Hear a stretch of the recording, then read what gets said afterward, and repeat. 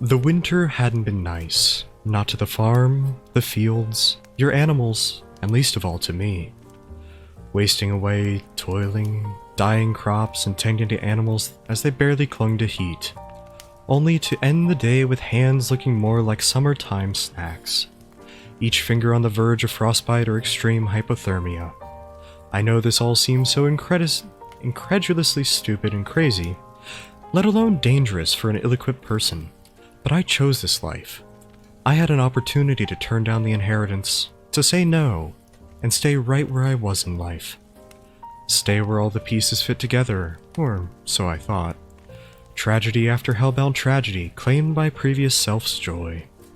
The puzzle pieces, as if it never seemed to fit together in a proper fashion, to begin with. Picking up my cross and forging ahead, I had found myself at the farm my grandfather left. The only challenge left was to make it my own farm. Something I can be proud of. When I had arrived in the spring, I got to work as quickly as I could, making friends, growing and selling crops, and giving to those that needed it. My 10 name, funnily enough, is Ashes of Enoch. Oh, okay. I will refer to you as such when doing these readings from now on. But, yeah. Alright, where was I? Oh yes, giving to those who needed it. Though it had hardly been 2 weeks in my new life when I had met them. A letter I found in my grandfather's once locked study indicated a certain divinity attached to the farm. A familiar summoned from a valley beyond our own, to help guide my grandfather's heart and steer him to where the path of a true farmer lie. A maternal guardian, whose arrival was marked with increased activities of serpents around the farm, the cawing of roosters at odd hours until it went still. Suddenly, she was here, and for a moment I truly knew that this life was the one I needed. She clutched a small knapsack in her arms, huddled by the doorway. She looked down at me with a gentle smile, or I could only look back up at her in dull surprise. I blinked a few times, judging if this was truly reality, or just a weird fever dream I was having. Why, how do you do? They nodded. Fine, please come inside, I spoke befuddled. Oops, I gave the wrong voice to the wrong person, I apologize. Moving out of the door's path and allowing the Lamia to enter. They entered, peering around at all the decor and amenities my small house was furnished. However, it seemed she was most interested in my bookshelf, half empty with only a few tomes I had managed to save from being thrown out. They traced the spines of every book and muttered the name under her breath. A small gasp escaped their lips as they pulled a book from the shelf. Oh, that got real upbeat for a bit. I was kind of liking the slow jazz. Anyways, I don't know. You have this too? They asked excitedly. While it was rather adorable seeing such a tall, snake-bottomed person geek out over such an old book, I was rather stunned. This didn't really feel all that real, to be frank. I had always thought that the letter was just talking about some religion Gramps followed and not some actual person he had managed to summon years and years ago. I don't mean to sound like an ungrateful host and all, but, who are you? Oh, I suppose I never introduced myself. I am Merthew, the guardian of your grandfather's homestead. Guardian? So you're the divinity he mentioned in his letters? That is correct. The conversation was over as soon as it had begun. The moment the words had left their mouth, they were back to fawning over that one novel they were all too excited about. That was the first we had met, and the days soon turned into months. The Egg Festival came and went, and the leaves turned from green to brown in the blink of an eye. From the autumn, winter had cleaved its way into my life with its icy claws.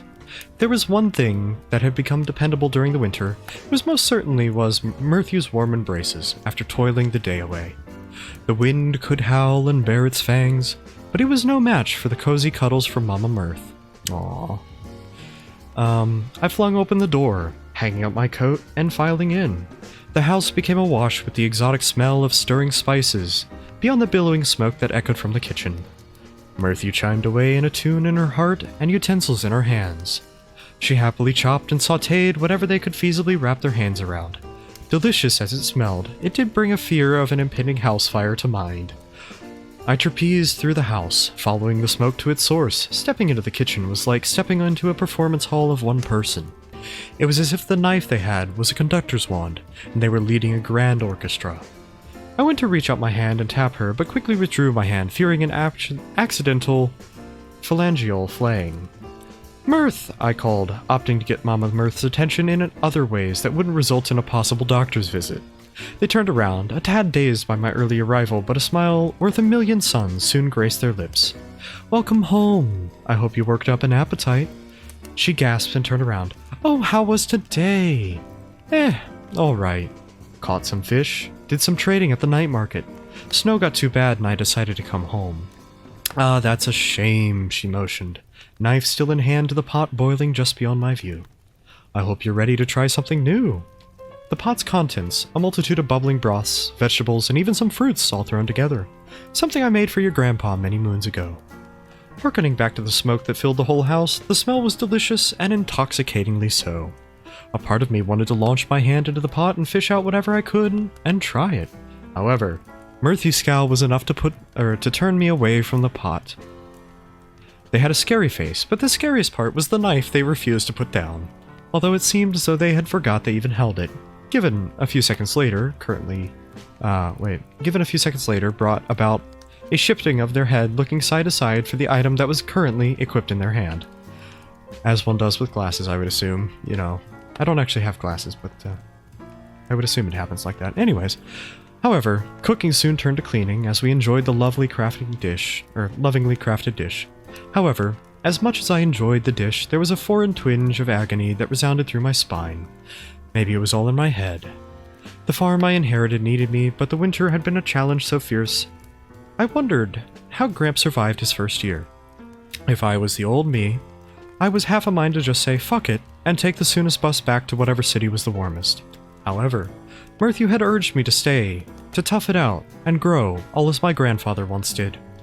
Apparently, this was a growing experience, and far be it from me to turn that down. My past self needed the experience of growing. As the night fell, I could only hope for the warmth of the summer once again. Murthy looked up from their knitting, eyeing me with a worried gaze. However, there was nothing they could feasibly say. My face nearly pressed up to the window. I looked half ready to just stampede right through it and take off. "You okay?" she called in that same maternal tone. When I didn't answer, she simply went back to her knitting, weaving her needles in and out of the fabric like she was a spider building the perfect web. The tune in her humming mixed with the soothing sounds of the crackling fireplace. I turned from the window only slightly, meeting them with a half-eyed glance. "Yeah, I'm, fine." However, there was a dreadful feeling I just could not shake. I stood by the window, watching as piles of snow congregated outside, like shapeless white paratroopers. The snow had fallen blanketing my once ripe vibrant fields with haunting empty white. There was a nagging feeling in my gut that something, somewhere, was wrong. I swallowed hard. A nauseating taste of bile slowly wormed its way up my throat. A deep pit of empty despair filled the spaces of my stomach, nearly dropping to my knees from the feeling of nausea alone. Something deep in my mind told me to check on the animals. The hand of Jack Frost hadn't been nice, least of all tonight. The snow began to fall in faster formations, and the worry and anxiety only began to double. Nagging, intrusive thoughts raced in my mind.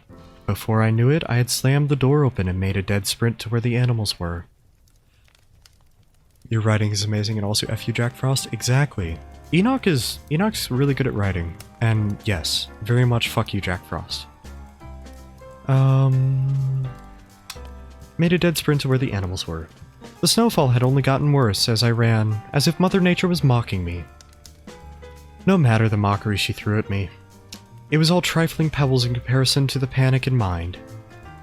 I had nearly knocked the door from its hinges as I tumbled into it. The chickens reacted to my presence with their usual clucking and cooing. However, there was one chicken who wasn't present. Looking past all the hens and their small chicks, a small body lay motionless on the wood chips. "Pebbles?" The words left my lips in a trembles. I moved towards the body, my arms moving on their own to coddle the chicken's body. Okay. "Oh, Pebbles," I cried. I could feel the words leave my body and roll off my tongue with a sorrowful quiver. Snow was enough for one winter, but now one of my chickens had been claimed as a calamity for the season's toll. Carrying the small chicken's body out of the coop, it felt surreal to be carrying something so young in my arms. I could only wish that the winter's reaper's toll was only as steep as the life of my favorite chick. Taking the chick, Pebbles, outside, and burying him under the snow, under the ground, I can only hope that he rests easier now, in a place warmer than the cold hell he had died in.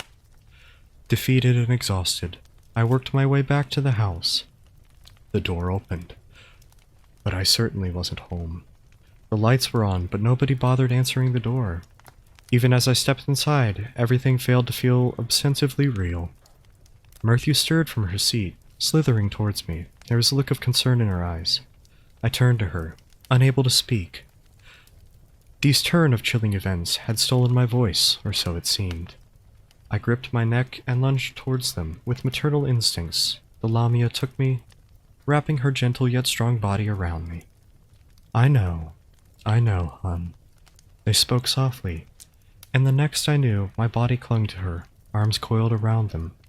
I buried my head into her shoulder. As my legs gave out, she supported me. Their strong body and arms, a powerful supporting combo that carried me even when my legs could not.